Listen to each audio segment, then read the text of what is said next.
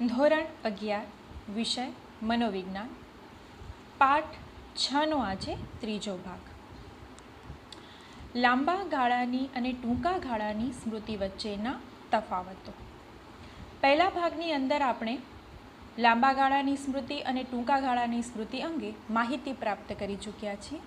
હવે આપણે આ બંને વચ્ચે કયો તફાવત રહેલો છે એની અંગે માહિતી પ્રાપ્ત કરશું. ઘણી વખત આ પ્રશ્ન 3 માર્કના પ્રશ્નની અંદર પણ પૂછાઈ શકતો હોય છે. જ્યારે પણ આવો કોઈ પ્રશ્ન પૂછાય જેની અંદર આપણે મુદ્દાઓ આપવાના હોય ત્યારે ખૂબ કાળજીપૂર્વક, જો 3 માર્ક હોય તો 6 મુદ્દા લખવા ફરજિયાત બને છે, બરાબર? અને એ 6 મુદ્દા એકદમ વ્યવસ્થિત અને સચોટ હોવા જોઈએ. નહીં કે તમે ઘણી વખત ઘોળ લખતા હો છો, એક જ બાબતને ફેરવીને લખતા હો છો, તો એવું તમે લોકો કરશો નહીં.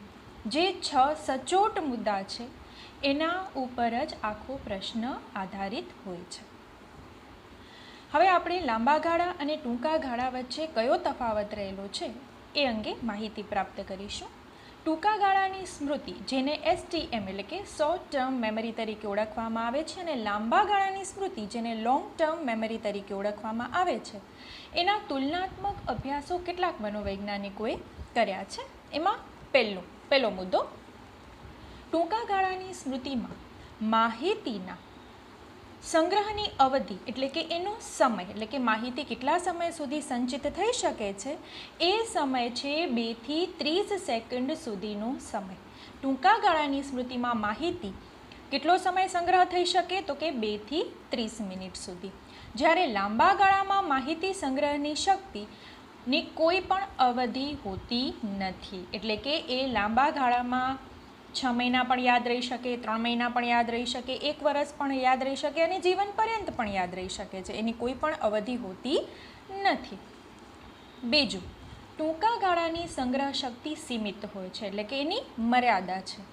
મિલરના મત અનુસાર ટૂંકા ગાળાની સંગ્રહ શક્તિ 7:2 હોય છે, બરાબર છે. વિશેષ પરિસ્થિતિમાં સામૂહિકરણ પ્રયુક્તિ દ્વારા તેને વધારી શકાય છે. એટલે કે કોઈ વિશેષ પરિસ્થિતિ હોય, એટલે કે કોઈ ચોક્કસ એવી બાબત છે જેને વધારે સમય પૂરતી યાદ રાખવાની છે, તો આપણે એની અવધિ થોડી ઘણી વધારી શકીએ છીએ. પણ એ સમય પછી, એટલે કે અથવા તો એનો ઉપયોગ કર્યા પછી એ ભૂલાઈ જતી હોય છે. એટલે કે દાખલા તરીકે 7 દિવસ સુધી યાદ રાખવાની હોય તો એમાં 2 દિવસ એક્સ્ટ્રા એડ કરી અને એટલો સમય વધારી શકાય છે. પણ એનાથી વધુ એને યાદ રાખી શકાતી નથી, કારણ કે જેવી એની જરૂરિયાત પૂરી થાય છે એવી એ બાબત ભૂલાઈ જતી હોય છે. દાખલા તરીકે તમે લોકો ઘણી વખત 5મા ધોરણમાં હો ત્યારે અમુક બાબતો ભણ્યા હો, હવે એનો ઉપયોગ થઈ ગયો એક વખત, પછી એ બાબતોની તમને જરૂરિયાત નથી લાગતી, તો એ બાબતો ધીરે ધીરે ભૂલાઈ જતી હોય છે. પણ અમુક બાબતો એવી છે જે કદાચ તમને ગમી ગઈ છે અથવા તમને એમાંથી કોઈ પ્રેરણા મળી છે, તમને ઇન્ટરેસ્ટની વસ્તુ છે, તો એને તમે લાંબા ગાળા સુધી, એટલે કે તમે એને સીધી લોંગ ટર્મ મેમરીની અંદર નાખી દો છો. જ્યારે લાંબા ગાળાની સ્મૃતિની સંગ્રહ શક્તિ અમર્યાદિત છે, એની કોઈ પણ મર્યાદા હોતી નથી. ત્રીજું, ટૂંકા ગાળામાં જે વિસ્મરણ થાય તેનો આધાર મોટે ભાગે સ્મૃતિચિહ્નના નાશ થવાને કારણે થાય છે.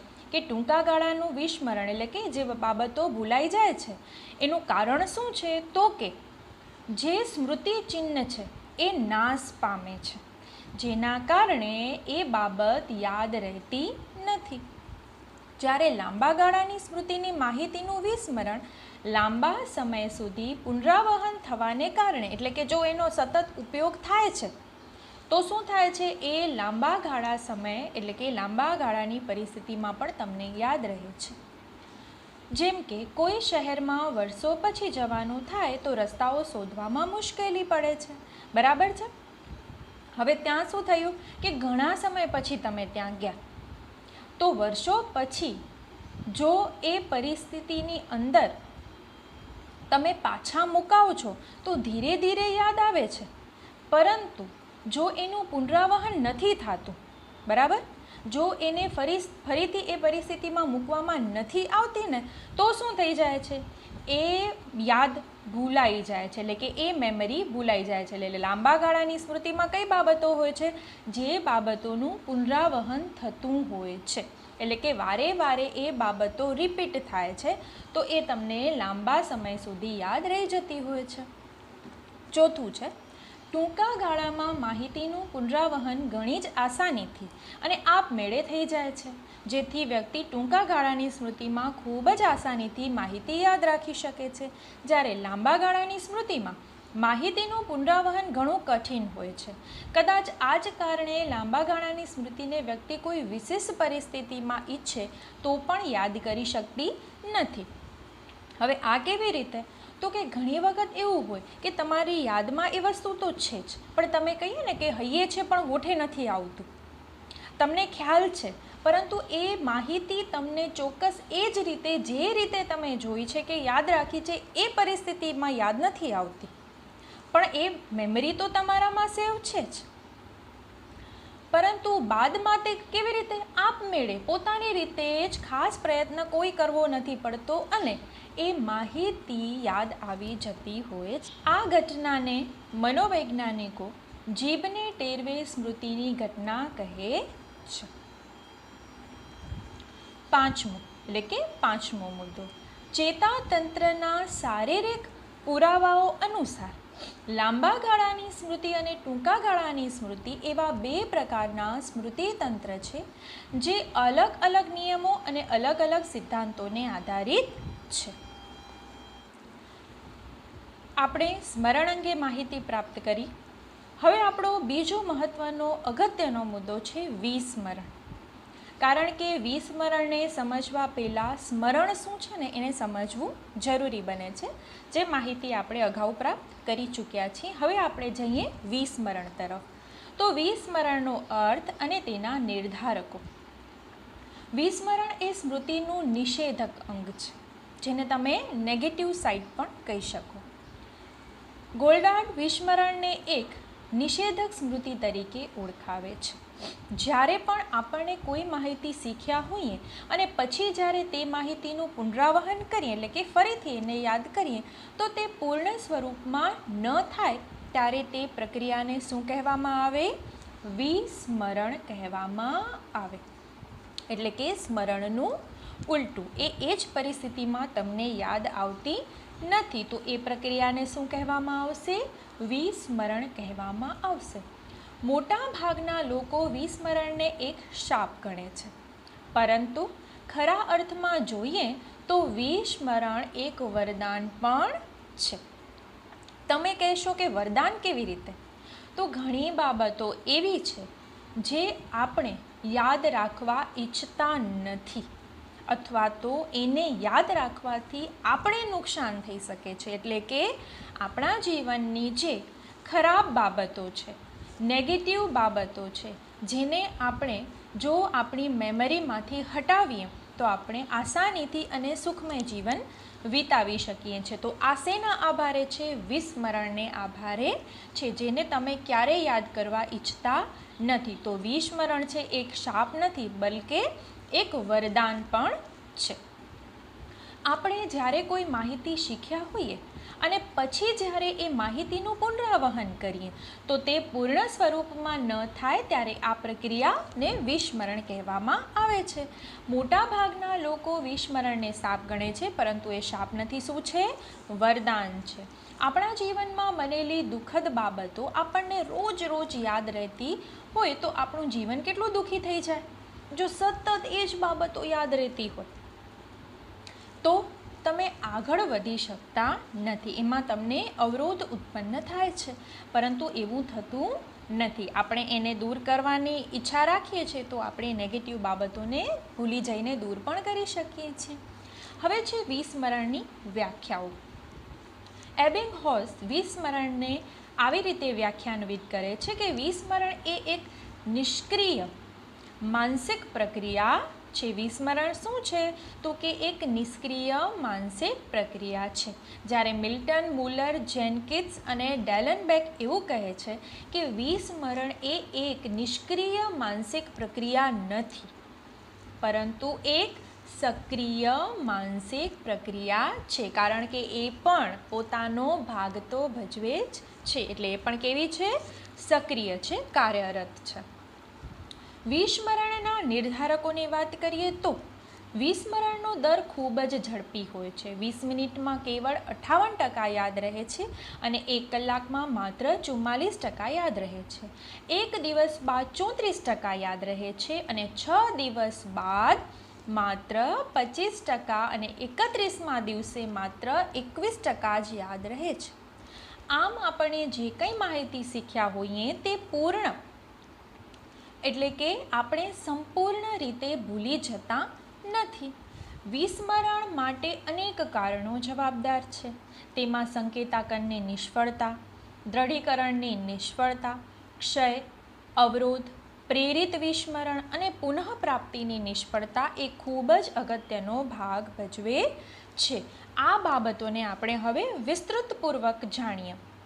ઘણી વખત વિસ્મરણની વ્યાખ્યા આપી અને વિસ્મરણના નિર્ધારકો જણાવો અથવા તો એના અંગે માહિતી આપો, તો આપણે આ બધા જ મુદ્દાને વ્યવસ્થિત રીતે લખવાના રહેશે.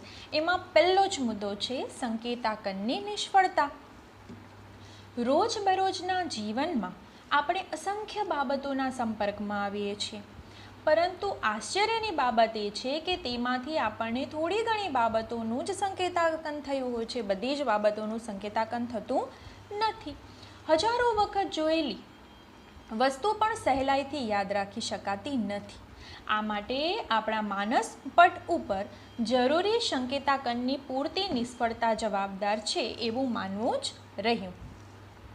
અમેરિકન મનોવૈજ્ઞાનિક નિક્સન અને એડમ્સે 1979ની અંદર આ અંગે એક સુંદર પ્રયોગ કર્યો.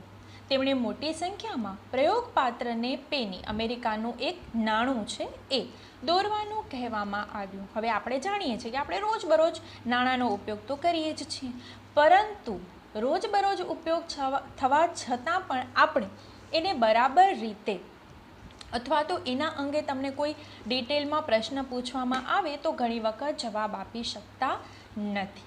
પેનીને હજારો વખત જોઈ છતાં બહુ જ ઓછા લોકો પેનીનું ચિત્ર દોરી શક્યા. આનાથી આગળ પેનીના ખોટા ચિત્રની આગળ સાચું ચિત્ર મૂકવામાં આવ્યું તો પણ બહુ ઓછા લોકો એને ઓળખી શક્યા. આમ પેનીનું સંકેતાકન પૂરતા પ્રમાણમાં થયેલું ન હોવાથી પેનીનું સાચું ચિત્ર દોરી શકાયું નહીં. આમ તેનું મુખ્ય કારણ શું છે? સંકેતાકનની નિષ્ફળતા. એ જ પ્રમાણે આપણામાંથી બહુ ઓછા લોકોને ખબર હશે કે આપણી ચલણી નોટમાં કેટલીક ભાષાઓના ચલણનું નામ લખેલું છે. ભલે હજારો વખત આપણા હાથમાંથી આ નોટ કે નોટના બંડલ આવ્યા હોય છતાં પણ અપૂરતા સંકેતાકનને કારણે આપણે આની માહિતી નથી હોતી. બીજું છે સંગ્રહની નિષ્ફળતા. શીખેલી માહિતીનું સંગ્રહીકરણ એટલે કે દ્રઢીકરણ. તમે કોઈ માહિતીને વારે વારે ઉપયોગમાં લ્યો છો એટલે એનું દ્રઢીકરણ થાય છે. જ્યારે આ દ્રઢીકરણ નથી થતું ને ત્યારે પણ માહિતીનું વિસ્મરણ થઈ જાય છે. જેના દ્વારા કાયમી સ્મૃતિની રચના થાય છે. જ્યારે આ પ્રક્રિયામાં કોઈ વિક્ષેપ પડે ત્યારે મોટા ભાગે કાયમી સ્મૃતિની રચના થતી નથી. આપણે જાણીએ છીએ કે કોઈ પણ નવી બાબત કે માહિતી શીખવામાં જો સંવેદનની અસરકારકતા ન હોય તો માહિતી પૂરતા પ્રમાણમાં આપણા માનસપટમાં સંગ્રહિત થતી નથી, જેના કારણે આપણને જ્યારે માહિતીની જરૂર હોય ત્યારે પૂર્ણ સ્વરૂપમાં કે યથોચિત સ્વરૂપમાં એટલે કે એના એ જ સ્વરૂપમાં યાદ રાખવામાં આવતી નથી. એનું મુખ્ય કારણ સંગ્રહની નિષ્ફળતા છે. અકસ્માત થયો હોય કે કોઈ ગંભીર પ્રકારની ઈજા થઈ હોય કે તીવ્ર ડિપ્રેશન માટે વિદ્યુત આંચકા એટલે કે શોક થેરેપી ઉપચારની સારવાર લેવામાં આવતી હોય તેવા કિસ્સામાં વ્યક્તિ પોતાની સભાનતા ગુમાવતી હોય છે અને તેના લીધે તેના મસ્તિષ્કમાં પૂરતા પ્રમાણમાં માહિતીનો સંગ્રહ એટલે કે દ્રઢીકરણ થતું નથી. આમ માહિતીના સંગ્રહની નિષ્ફળતાને કારણે પણ ઘણીવાર સ્મૃતિ પૂરતા પ્રમાણમાં કે કાયમી પ્રમાણમાં યાદ રહેતી નથી. ત્રીજું છે આપણી પાસે પુનઃપ્રાપ્તિની નિષ્ફળતા. એક વસ્તુ આપણને જે જગ્યાએ મૂકીએ તે જ વસ્તુ બીજી જગ્યાએ મુકાઈ જાય, એટલે કે રોજબરોજ દાખલા તરીકે કી સ્ટેન્ડની અંદર તમે ચાવી મૂકતા, પરંતુ ક્યારેક તમે એ ચાવીને કોઈ બીજી જગ્યાએ મૂકી દો તો શું થાય? એ ચાવી તમને પ્રાપ્ત થતી નથી સરળતાથી, તો તે વસ્તુ આપણે જડતી નથી. તેવું જ સ્મૃતિની બાબતમાં પણ બને છે. દાખલા તરીકે મિત્રો સાથે કોઈ પિકનિક પોઈન્ટ પર ફરવા ગયા હોઈએ અને ત્યાં એક સંબંધી કે મિત્ર મળે તો આપણા મિત્રને તેનો પરિચય કરાવીએ, પણ તે સંબંધીનું નામ જ યાદ ના આવે. ઘણી વખત આવું થતું હોય છે કે આપણે એનો પરિચય હૈયે હોય પણ હોઠે ન હોય. એવી જ રીતે આપણે કોઈ પરીક્ષા આપવા બેઠા હોઈએ અને કોઈ પ્રશ્નનો જવાબ યાદ જ ના આવે એવું પણ બને. આવા કિસ્સામાં જે માહિતી કે સામગ્રી જાણતા હોઈએ તેની જરૂર પડે છે ત્યારે આપણે તેની પુનઃપ્રાપ્તિ કરી શકતા નથી. આ પ્રકારના વિસ્મરણને મનોવૈજ્ઞાનિકો પુનઃપ્રાપ્તિની નિષ્ફળતા તરીકે પણ ઓળખાવે છે. એન્ડેલ ટુલવિંગે 1974માં એવો દાવો કર્યો કે આપણને જેને વિસ્મરણ કહીએ છીએ તે મોટે ભાગે આપણને જેનું પુનરાવહન કરવું છે તે માહિતી ક્યાં છે તે શોધવાની અશક્તિ હોય છે, એટલે કે એ શોધી નથી શકતા, જેનું આપણે વિસ્મરણ થયું છે એવું કહીએ છીએ. જોકે આ માહિતી લાંબા ગાળાની સ્મૃતિમાં જ પડેલી હોય છે, પરંતુ તેની આપણે પુનઃપ્રાપ્તિ થતી નથી. બરાબર, એવું નથી કે ભૂલાઈ ગઈ છે, બસ તમે એને ફરીથી યાદ કરી શકતા નથી અને ક્યારેક એકાએક યાદ પણ આવી જાય છે. ટુવલિંગે તેના પ્રયોગમાં જણાવ્યું કે વિગતો પ્રયોગપાત્રો ભૂલી ગયા છે તે વિગતોના સંકેતો પૂરા પાડવામાં આવે, એટલે કે એ જ પરિસ્થિતિ પાછી રિપીટ થાય તો તેમાંથી ઘણી બધી બાબતો યાદ કરી શકીએ છીએ. દાખલા તરીકે અમુક પ્રકારની ગંધ એ ભૂતકાળના અનુભવોને યાદ કરવામાં કે માહિતીને યાદ કરવામાં ઉપયોગી બનતી હોય છે. ટૂંકમાં પૂર્વની કોઈ ઘટના સાથે પૂર્વ સંદર્ભ જોડાયેલો હોય તો તે ઘટના પુનઃપ્રાપ્ત થાય છે. હવે સ્મૃતિમાં અવરોધ, એટલે કે યાદ કરવામાં કઈ કઈ બાબતો અવરોધરૂપ છે એને જાણીએ. સ્મૃતિ અવરોધને વિસ્મરણનું સૌથી મોટું કારણ ગણવામાં આવે છે. જો કોઈ શીખેલી બાબત કે માહિતી પર પહેલાંનું કે પછીનું શિક્ષણ અવરોધરૂપ બને છે તો તેને આપણા વર્તમાન શિક્ષણ પર ખૂબ જ વિપરીત અસર પડે છે. તેને અવરોધ કહેવામાં આવે છે. અવરોધ સમયની દ્રષ્ટિએ આગળ કે પાછળ એમ બંને રીતે થતો હોવાથી એ સ્મૃતિ પર અસર કરે છે. પહેલું છે પૂર્વ ક્રિયા અવરોધ. પહેલાં સંગ્રહિત કરેલી માહિતીને યાદ કરવાની આપણી શક્તિમાં નવું શિક્ષણ કે અનુભવો અવરોધરૂપ બને તો તેને પૂર્વ ક્રિયા અવરોધ કહેવામાં આવે છે. પૂર્વ ક્રિયા અવરોધ કેને કહેવામાં આવે તો કે પહેલાં સંગ્રહિત માહિતીમાં જે નવી બાબતો જોડાય છે ત્યારે પહેલાંની બાબતોને એ અસર કરે છે, તો આ કઈ થઈ? પૂર્વ ક્રિયા અવરોધ. જેમ કે પહેલા તાસમાં મનોવિજ્ઞાન શીખ્યા હોઈએ અને બીજા તાસમાં સમાજશાસ્ત્ર શીખીએ તો સમાજશાસ્ત્રના શિક્ષણને કારણે મનોવિજ્ઞાનના શિક્ષણની બાબતો આપણને ઓછી યાદ રહે તો તે પૂર્વ ક્રિયા અવરોધ થયો એમ કહેવાય છે. આવા અવરોધની અસર ઓછી કરવા શું કરી શકાય? તમને જાણીને નવાઈ લાગશે કે આપણે જે કંઈ પ્રવૃત્તિ કરીએ છીએ તેમાં આપણી ઊંઘ પૂર્વે લીધેલા શિક્ષણને ઓછામાં ઓછી અસર કરે. સ્મરણ અંગેના આરંભકાળના એક અભ્યાસમાં જેકિન્સ અને ડેલેનબાકે 4 પ્રયોગપાત્રને અર્થહીન પદો યાદ રાખવા માટે કહ્યું. કેવા? તો કે જેના કોઈ પણ અર્થ નથી. આમાંના 2 પ્રયોગપાત્રને મોડી સાંજે યાદ કરીને પછી તેઓ સૂઈ ગયા, જ્યારે બાકીના 2 પ્રયોગપાત્ર સવારના સમયમાં યાદ કરીને પછી પૂરા દિવસ દરમિયાન પોતાની રોજબરોજની ક્રિયા એટલે કે પ્રવૃત્તિ કરી. 2 પ્રયોગપાત્ર એવા હતા કે એ યાદીને સાંજે યાદ કરી અને પછી સૂઈ ગયા, જ્યારે 2 પ્રયોગપાત્રએ સવારે યાદ કર્યા અને પછી રોજબરોજની ક્રિયામાં પોરવાઈ ગયા. સંશોધકોએ બંને જોડીઓના પ્રયોગપાત્રને ધારણનું માપન 2, 4 અને 8 કલાકે કર્યું તો માલુમ પડ્યું કે યાદી શીખ્યા પછી પૂરતી ઊંઘ લીધી તે પ્રયોગ પાત્રનો ધારણનો આંક ઊંચો હતો. ઊંઘ લેનાર પ્રયોગ પાત્ર 8 કલાક પછી 50થી 60% એ બાબતને યાદ રાખી શક્યા હતા, જ્યારે રોજબરોજની પ્રવૃત્તિ કરનાર પ્રયોગ પાત્ર માત્ર 10 કે 15% જ યાદ રાખી શક્યા હતા. બીજું, અનુક્રિયા અવરોધ. આપણે સૌ જાણીએ છીએ કે જાન્યુઆરી માસમાં વર્ષ બદલાય, છતાં પણ ચેકબુકમાં અરજી કરવામાં કે અગત્યના કોઈ દસ્તાવેજ લખવામાં આપણે આગળના વર્ષની તારીખ લખી નાખીએ છીએ. મનોવૈજ્ઞાનિકો આવી ભૂલનું કારણ અનુક્રિયા અવરોધ કહે છે. બરાબર, ઘણી વખત એવું થાય 2020 ચાલુ થયું તો ઘણા સમય પછી આપણે 2019 જ તારીખ લખતા હોઈએ ત્યારે લખાઈ જતું હોય છે.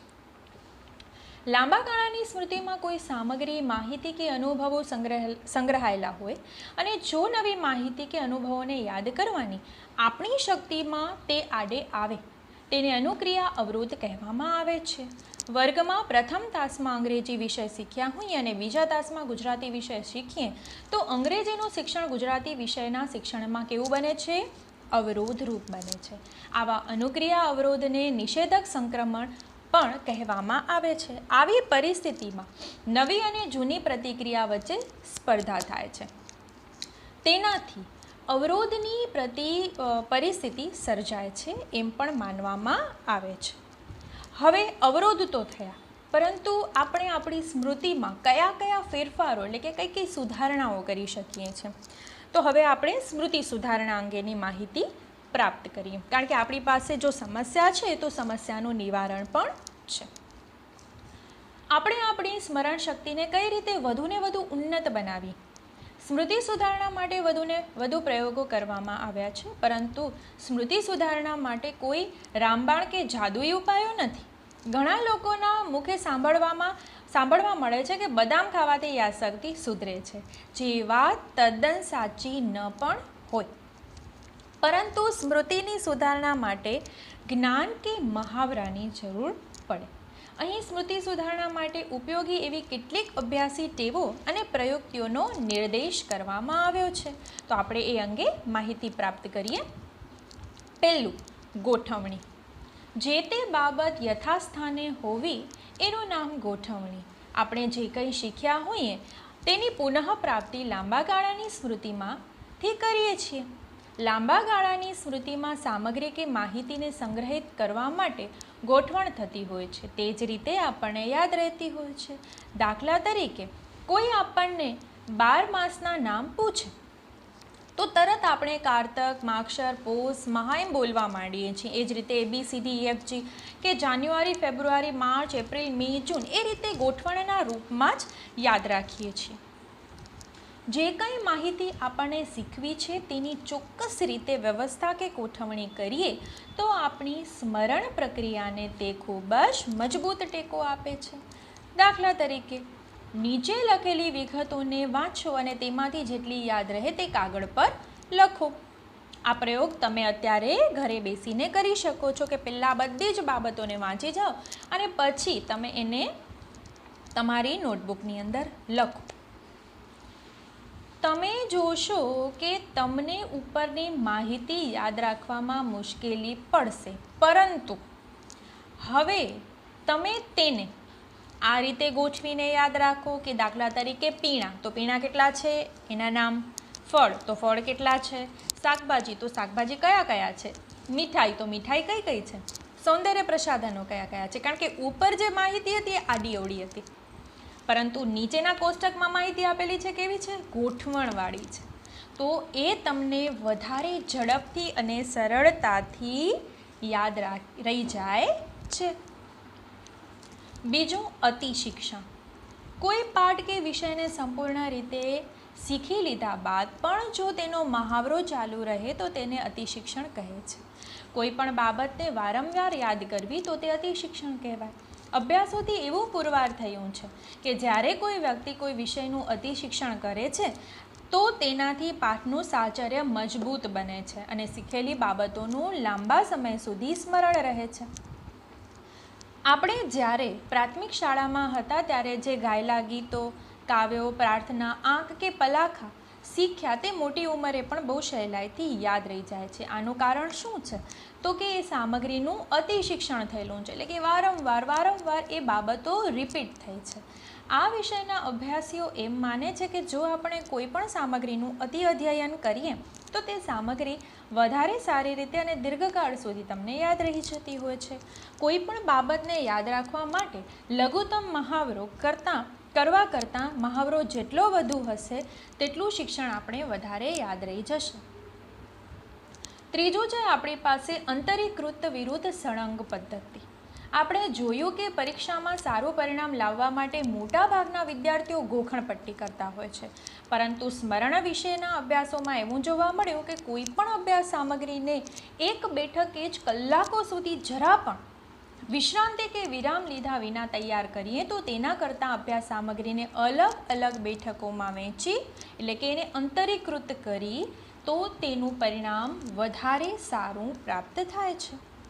અંતરીકૃત પદ્ધતિ કારક કૌશલ્યો શીખવવા તેમજ તથ્યો અને માહિતીના શિક્ષણ બંનેમાં ઉપયોગી બને છે. સંગીતનું શિક્ષણ લેનાર વિદ્યાર્થી જાણે છે કે અઠવાડિયામાં એક દિવસ સળંગ રિયાઝ કરવા કરતાં દરરોજ 1 કલાક રિયાઝ કરવાથી વધુ ફાયદો થાય છે. નિયમિત રિયાઝ કરનારાઓ માટે સંગીતકારો કહે છે કે જો રિયાઝ કરેગા વો રાજ કરેગા, એટલે કે રોજ જો રિયાઝ કરશો તો જ તમે સારા ગાયક બની શકશો. અઠવાડિયાનું એક સાથે 8 કલાક રિયાઝ કરશો તો કોઈ ફાયદો થતો નથી. ચોથું છે મનન વિરુદ્ધ પુનઃવાચન. મનન વિરુદ્ધ પુનઃવાચનમાં મનન વધુ લાભદાયી બને છે. આ ઘણા વિદ્યાર્થીઓ પરીક્ષાની તૈયારી કરતા હોય ત્યારે સતત પાઠ્યપુસ્તકો કે નોટ્સ વાંચ્યા કરે છે, પરંતુ આ બાબતમાં સંશોધકોમાંથી એવું જાણવા મળ્યું છે કે જો તમે તમારા અભ્યાસક્રમોમાં થોડો સમય મનનને આપો તો પુનરાવર્તન સારું કરી શકો છો. દાખલા તરીકે તમે એકાદ પાનું કે ફકરો વાંચો, પછી તેનું મનન કરો, ત્યારબાદ તેનું પુનરાવર્તન કરવાની પ્રેક્ટિસ કરો તો તેનાથી ફાયદો થશે. આમ કર્યા પછી ફરી વાંચો, પાછા વાંચવાનું બંધ કરી મનન કરો, આમને આમ ગાડી આગળ જવા દો. AI ગેટ્સ 1917માં અભ્યાસ દ્વારા એવું જણાવે છે કે અભ્યાસ પાછળ સરખો સમય ફાળવનારા જુદા જુદા જૂથોનો અભ્યાસ કર્યો. આ જૂથોમાં કેટલાક જૂથોએ મનનને વધુ સમય ફાળવ્યો હતો અને કેટલાક જૂથોએ પુનઃવાચનને. આ અભ્યાસને અંતે એવું જાણવા મળ્યું કે જેઓએ પોતાના અભ્યાસમાં પુનઃવાચનની ટકાવારી 20% જેટલી યાદ રાખી, જ્યારે મનનની ટકાવારી કેટલી આવી તો કે 80% જેટલી. તેઓ 2 થી 3 ગણું વધારે પુનરાવહન કરી શક્યા હતા. તો તમે પણ વાંચનમાં મનનને વધારે સ્થાન આપો, નહીં કે પુનઃવાચનને. પાંચમું, પ્રથમ અક્ષર પ્રયુક્તિ. આ બાબતો તમે કરીને આવો છો, તમે જોશો એટલે તમને તરત જ યાદ આવી જશે, અને ખાસ કરીને સામાજિક વિજ્ઞાનની અંદર તમે ઘણી વખત આવું કરતા હોવ છો. આપણે ઘણી બધી માહિતીને કોઈ પ્રશ્નના જવાબોને યાદ રાખવા હોય તો કોઈ શબ્દ અથવા સમૂહને બનાવીએ છીએ તો તે આપણને સહેલાઈથી યાદ રહી જાય છે. જેમ કે મેઘધનુષના 7 રંગો આપણને યાદ રાખવા હોય તો આપણે શું કરીએ છીએ, એના પહેલાં અક્ષરો એ લઈ લઈએ છીએ, એટલે કે જા, ની, વા, લી, પી, ના, રા. હવે આ યાદ રહી ગયું એટલે તમને તરત જ બાબતો ઝડપથી યાદ રહી જાય છે કે જા એટલે જાંબલી રંગ, ની એટલે નીલો રંગ, વા એટલે વાદળી રંગ, લી એટલે લીલો રંગ, પી એટલે પીળો રંગ, ના એટલે નારંગી રંગ અને રા એટલે રાતો રંગ. તો શું થયું, આ તમને માહિતી ભેગી યાદ રાખવાની જરૂર ન પડી, પણ પ્રથમ અક્ષરને કારણે તમે શોર્ટમાં પણ એ માહિતીને યાદ રાખી શકી. આને PQRST પદ્ધતિ કહેવામાં આવે છે. આ પદ્ધતિની શોધ થોમસ અને રોબિન્સે 1982ની અંદરમાં કરી. આ પદ્ધતિનો મૂળ ઉદ્દેશ પાઠ્યપુસ્તકની સામગ્રીને સ્મરણ ક્ષમતા વધારવાનો છે. આ પદ્ધતિનું નામકરણ નીચેના 5 પગથિયાના પ્રથમ અક્ષરોને આધારે કરેલું છે. P એટલે પ્રિવ્યૂ, Q એટલે ક્વેશ્ચન, R એટલે રીડ, S એટલે સેલ્ફ રિટેક્શન અને T એટલે ટેસ્ટ. એમાં પહેલું છે પ્રિવ્યૂ એટલે કે પૂર્વદર્શન. અવસ્થામાં વ્યક્તિ પાઠની વિષય સૂચિનું અવલોકન કરે છે, ત્યારબાદ પાઠના મુખ્ય શીર્ષકો અને ચિત્રો કે આકૃતિને ધ્યાનથી જુએ છે અને અંતમાં અધ્યાપન સારાંશને વાંચી કોઈ અધ્યાયમાં સામેલ મુખ્ય સામગ્રીનો વિશેષ અનુમાન કરે છે, જેને પૂર્વદર્શન એટલે કે અવલોકન પદ્ધતિ કહી શકાય. બીજું છે ક્વેશ્ચન એટલે કે પ્રશ્ન. આ અવસ્થામાં વ્યક્તિ વિભાગનું શીર્ષક અને તેની અંદર રહેલા પેટા શીર્ષકોને એટલે કે પેટા ટોપિકને વાંચી તેને પ્રશ્નના સ્વરૂપમાં ફેરવે છે. દાખલા તરીકે શીર્ષકનું નામ શિક્ષણ અને પરિપક્વતા છે, તો વિદ્યાર્થીને તેને પ્રશ્નના રૂપમાં ફેરવે છે કે શિક્ષણ અને પરિપક્વતા એકબીજા સાથે કઈ રીતે સંબંધિત છે. બરાબર. ત્રીજું છે રીડ એટલે કે વાંચન. આ અવસ્થામાં વ્યક્તિ વિભાગની સામગ્રીઓ વાંચવાનું શરૂ કરે છે અને મુખ્ય શબ્દો અને વાક્યો રેખાંકિત કરે છે એટલે કે એની નીચે અંડરલાઇન કરે છે. સાથે જ આ પહેલાંની અવસ્થામાં બનાવેલા પ્રશ્નોના ઉત્તર પણ એ શોધવાનો પ્રયત્ન કરે છે. ચોથું છે સ્વપઠન એટલે કે સેલ્ફ રિટેક્શન. આ અવસ્થામાં વ્યક્તિ વિભાગોને વાંચવાનું પૂરું કરીને તેના મુખ્ય ખ્યાલો અને વિચારોનું મનમાં મંથન કરે છે કે આમાંથી વિશિષ્ટ શું છે, વિશિષ્ટ વિચાર એટલે કે એનો હેતુ શું છે, એને સમજે છે અને એને મનન કરે છે. આ પ્રકારના આત્મપઠનથી વ્યક્તિને પોતાના સ્મરણની ખામીઓ અને ખૂબીઓની ખબર પડે છે અને તેની સાથે જ તે સ્મૃતિને સારી રીતે સંગઠિત કરી શકે છે. પાંચમું છે ટેસ્ટ એટલે કે કસોટી. આ અવસ્થામાં વ્યક્તિ અધ્યાય કે પાઠનું પૂરતું અધ્યયન કર્યા પછી તેનું કેટલા પ્રમાણમાં સ્મરણ થયું છે એટલે કે કેટલું યાદ રહ્યું છે તેની જાતે જ તપાસ કરવા માટે કસોટી એટલે કે ટેસ્ટ લે છે અથવા સમીક્ષા દ્વારા તેના મૂળ તથ્યોનું પુનરાવહન કરી પોતાની જ્ઞાનની ચકાસણી કરે છે, જે તમે પણ ઘણી વખત કરતા હો છો કે એક માહિતીને બરાબર યાદ રાખી અને પછી શું કર્યું, એને પ્રશ્ન રૂપે તમે તમારી નોટબુકમાં લખવાનો પ્રયાસ કર્યો એટલે કે તમે તમારી જ પરીક્ષા લીધી. હવે અહીંયા આપણો આ છઠ્ઠો પાઠ સ્મરણ અને વિસ્મરણ પૂર્ણ થાય છે. તમારે ગૃહ કાર્યની અંદર નીચેના 5 પ્રશ્ન જે તમને સ્લાઇડમાં આપેલા છે એને તમારી નોટબુકની અંદર લખવાના રહેશે. તો હવે આપણે આવતા એટલે કે પાઠ 7ની અંદર ફરીથી મળીશું. તો મને રજા આપશો. નમસ્તે.